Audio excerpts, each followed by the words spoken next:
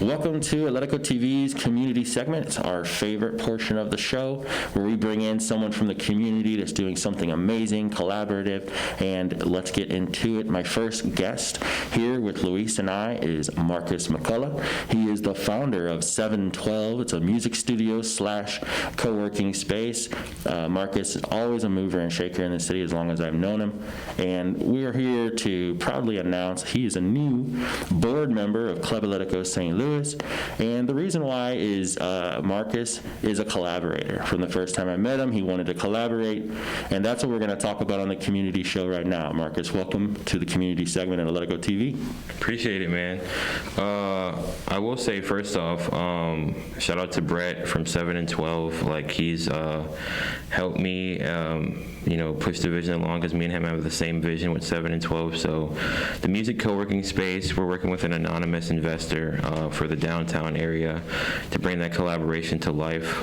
So finger crossed and prayers up about that. So we've been working at it for about 1.5 years. So there's a lot of heavy hitter advisors, shout out to them too, that are actually pushing this vision along. So it's got community support, a lot of influencers and music artists all around the Missouri platform that want to see this come to life, so we're excited. But also learning from you too. Ricardo's a big mover and shaker, so especially in the startup world, he's got a lot of projects, so it's awesome to be a part of Club Atletico and what you guys do, because I know you showed me a lot of things that are coming down the pipeline, so awesome to be here. And the connection, I think, is just Christ as well. I mean, you're connected with the church, you're connected with a lot of nonprofits that serve. Why don't you tell us about that? Yeah, so found through my connections in the church world, I started a nonprofit, Amplify Life, as you know, a long time ago. This is like 6-7 years ago, and then through that community outreach piece, I did a lot of my outreach in North City. So it was always like this festival-driven thing, partnering with a lot of people like Wells Fargo, Trader Joe's, a lot of your local coffee breweries, and a lot of Fortune 500 companies and 300 companies came involved and just gave to the city. But the thing is, I've always wanted to push a lot of the county churches and just a lot of the movers and shakers there, because that's where a lot of the capital cash flow is, and to put some of that equity back into the city. So I've always tried to be that bridge between county and city, because I believe we could do a lot more. We don't always have to depend on government assistance and government support, grants and whatnot, though those things are great. But Forbes reported, I would say 5-6 years ago, that the mega churches between all of them combined brought in like 70 billion, 75 billion. So I mean, I'm not going to name any names, but there's churches here like in Missouri that have a budget of 25 million plus. So why can't some of that equity be put back into the cities, versus just having a one-time annual event just to have a feel-good story for a lot of their donors? Why not consistently support somebody that's doing that? So that's what I've always tried to do with ministry organizations and initiatives, and trying to be that bridge between corporate and religious organizations. And it works, but at the same time, I think we still have a lot to do, because North City is up and coming. Paul McKee's doing a lot of big things there with the NGA and big development, but there's definitely a road where a lot of us can play a part in that. I mean, St. Louis has about $500 million coming down the pipeline, plus another 1.8. That's the most in St. Louis history as far as federal funding. So if you guys can be able to take a part of that, like at least 1%, and put that back into what you guys are doing, that's going to be insane. So yeah. Yeah, and I think that's the vision at Atletico, is just trying to get after the youth and then collaborate with other organizations that already have some funding, that are on the right mission, And that's where bringing you to the team is you already have that mission and you already have that mindset, and we just want to, come in and partner. And that's why my family was so excited, and I explained to them about you and your interest in soccer. Yeah. So you're a big soccer fan as well. Man, huge soccer fan, man. Real Madrid all the way. So I will say, there's a huge void there still ever since Ronaldo left. I'm a huge Ronaldo fan ever since he was in Manchester. So I just don't know what the future is for Madrid right now. We tried Eden Hazard. So far, it still hasn't worked out, though it's cool to have big name signings. But I mean, he's always been injury prone. Hopefully, he can make a comeback. But the rumors have always been swirling about Mbappe. But now, since Messi's future is uncertain, you got him and Neymar maybe trying to extend their careers with PSG if Messi comes along, but there's rumors that Ronaldo might be second fiddle, so I don't know. But hopefully Madrid can have a different comeback, with somebody that actually takes the mantle and runs with it. Yeah, and then back to the community and the funding and the 712. How does that all tie into what you're doing and bringing diversity together? Well, there's a big void. A lot of people who are creatives know that in St. Louis, and a lot of the funding is always retracted to the tech world and the med world. So it's normal for creatives to always want to have some sort of outbridge, like to Atlanta, Chicago, Nashville, because we don't have a music ecosystem that's sustainable here, because there's not really big interest in it other than classical or your Renaissance portions of music that really have no bearing on where creative culture is going. I mean, don't get me wrong, we still need things like that. That's why we have the Regional Arts Commission and all these things that are pushing music education for what they think it should look like. But we have Latinos, we have African Americans, we're like the majority. We have a lot of people that are from different walks of life and different nationalities that can bring a lot of great things to the city. So there's a reason why we don't have major record labels, satellite locations here. But the cool thing is, I think there's a shift because Jack Dorsey and Jim McKelvey of Square just bought a majority stake in Tidal. So that's a good move, which makes me optimistic, because Jack Dorsey's from St. Louis, he's from Missouri, so maybe there might be some chance, that he brings that here.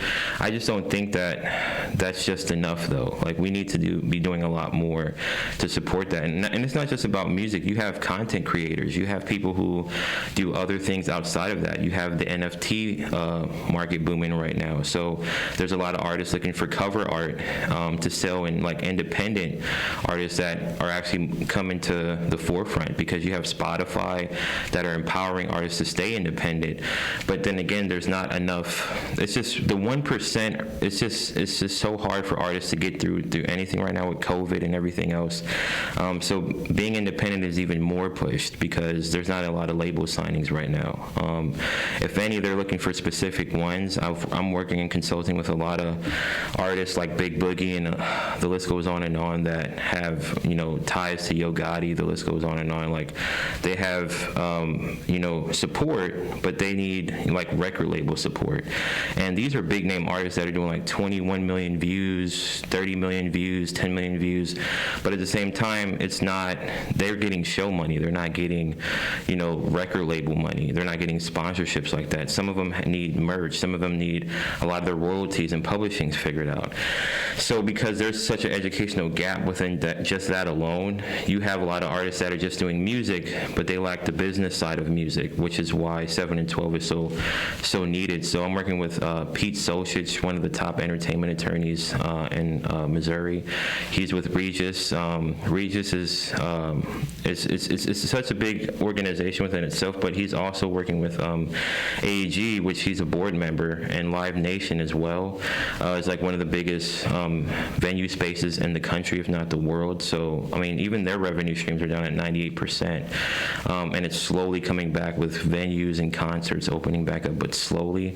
So there's plenty to do. TikTok has made a big splash in the independent scene. There's a lot of other social media platforms like Clubhouse as well. I love Clubhouse. Great place to network. I mean, they started just last year, and I believe it's They were sitting at like 10 million in investment. They popped up to 100 million, then a $1 billion valuation. It's insane. So Clubhouse is this audio platform where it's just audio based. There's a profile. You can link your Instagram and Twitter, but there's really no DMs. There's nothing that has anything to do with text other than your profile and your bio. So it's all audio based, and it's like these hall rooms that have all these different clubs and things like to network. So I think that it's monetized like the networking world in general and brought it all into one app, which is insane. So you can literally talk to heads of major corporations. So it's created a lot of opportunities. One of my buddies who talked to me about it, he got a Space Jam placement, which is really cool. He would have never got that if it wasn't for Clubhouse. So you're going to connect that to your 712 and the collaborators there? I would say in order to connect that with 7 and 12, because Clubhouse is a pretty big app, it wouldn't be nothing for me to do that because I have connections to Clubhouse. But at the same time, I think that music co-working system that will benefit St. Louis in such a way because it's also reducing crime. Mm-hmm. So we have Tashara Jones and her team that we're interested in working with because we're cutting a lot of public schools. I think we were going to cut like 11 public schools. So you have charter schools, but there's not enough to go around, let alone private schools. How many people can afford that in this time? So because that's happening, we know that the music co-working space can reduce crime, at least to push it down to, we're not going to move the needle like overnight, but I know that at least we can probably tackle crime, at least hit it at like 5 or 10%. So you're going to be going after the youth to get involved with 712 and get in there and have a feature. Yeah. Every time we come into the show, Luis comes rolling in, singing. Like, Luis, I think this could be your moment. Like, Marcus can connect you. That's what I was gonna ask. I mean, let's say I'm starting in the music, and if let's say like Ricky says, how can we find what will be the process with your student now? Which first I want to say that it's great because you're creating something that like people that probably is all over there that needs an opportunity. Yeah, we exactly.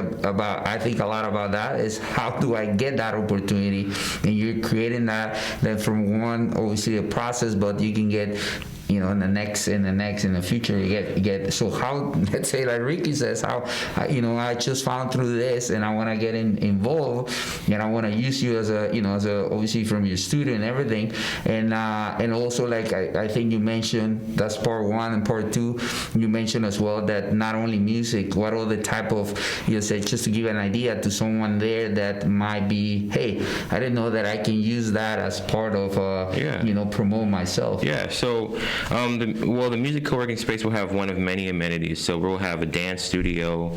Obviously, you can have outside revenue from people that actually do yoga to rent that as well. We'll have a podcast studio as well. So we'll have conference rooms. We'll have probably between 15 and 10 studios. But the cool thing about 7 and 12 is it's only membership based. So average studio time in St. Louis right now is going for $75 or $80 an hour. You'll just have to pay $150 a month, and you get that, plus you get credits with that, which is like 25 credits. So every credit is an hour, and if you go over that, you just buy more. So it's going to work out for the majority of St. Louisans, which I'm excited about, because like for what you were saying, COVID has changed a lot. So with going off a membership system, that gives people more of a viability to actually have more, because the cost of podcast, a dance studio, or just renting out studios in general is a lot. And your average person in today's world, just with COVID alone, it's hard to do that. And I used to manage a lot of artists, and they were always having to decide between, should I use the photography studio? Should I pay somebody for that? Well, we're going to have all those amenities that reduces a lot of those costs. So we're making an impact and change in that in the wallet as well. you're definitely making impact. You're definitely making change. We're so happy you came on the community segment and we could share with our community. Before we go out, where do you want people to go to find you and find your 712? So you can go to my Facebook account, Marcus McCullough Jr. I'm always welcoming DMs, as well as my Instagram, Marcus Hustle 314. Also welcoming a lot of DMs. But 7 and 12, we can go to our website at 7and12.com, and that's spelled out 7and12.com. And right now it's acting as a placeholder, but I would say by August everything will be a full launch. So like I said, fingers crossed, prayers up. We are speaking with a big anonymous investor here in St. Louis. Just met with him Friday, and everything went great. So it's exciting just to see someone from St. Louis wanting to support that. And so I hope I can bring that to the community, because I'm not going to say I have it on my shoulders. God can only do that. But as far as just having a lot of people like yourself and other people that are heavy hitters, like Cedric Cobb, he's a Shark Tank awardee, like having him behind me as well, and a lot of other people pushing this, a lot of promoters pushing it, because we can get away with a lot, especially with the Latino community, like El Torito también. I'm working with them. They're doing a lot of great stuff in South St. Louis. So just when I think about 7 and 12, I think about this big collaboration. So hopefully we can make that consistent and happen. And I'm happy to join the club, Atletico St. Louis, and we could see a lot of great things happen from that alone, because Ricky's doing a lot already. You guys can, he's like a gerbil on a treadmill. So Thank you, Marcus. Well, Yeah. Luis, you want to sing us out? I'm a terrible singer, but yeah, I can go with something. All right, Let's sing us out. yeah, let's do this. Yeah. Ole, ole, ole, cada día te quiero. there's a song there. Just a fan. We have a teammate that one of our coaching staff that will always sing that one. So that's for him. Nice. I'm not gonna even take that man on to sing. Maybe Ricky wants to sing. Yeah. Well, and hope you enjoyed the community segment. We look forward to another collaborator, mover, and shaker next week. Marcus, once again, thanks for coming on with Luis and I on Atletico TV.